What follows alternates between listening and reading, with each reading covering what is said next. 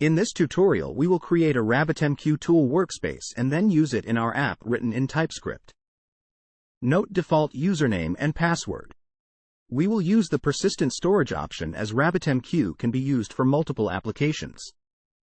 On its first start, the RabbitMQ engine needs to initialize its data, and for that reason the start of this workspace takes a little bit longer.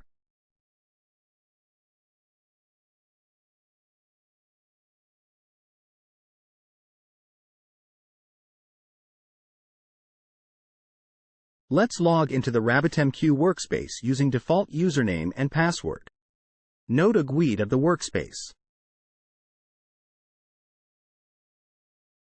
Now, in our Node Developer workspace we will find a task that will help us to generate a sample code to work with RabbitMQ queues and topics, using our RabbitMQ tool workspace.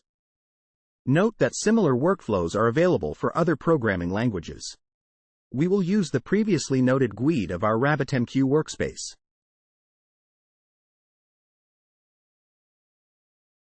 Once the workflow has completed, we will go to the project folder and open a tutorial that will guide us through the generated code.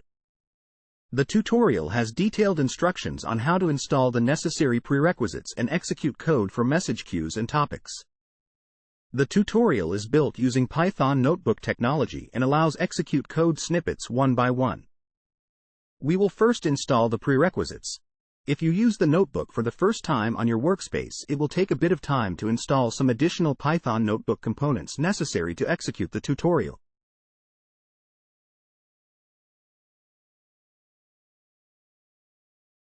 Now we will execute a sample code in file queue. The sample simply sends a message into a message queue. The submission of the message can be validated using the output of the sample code as well as web interface of your RabbitMQ workspace. In second sample code, a producer is created that sends a message to a topic. This message is then received by a consumer.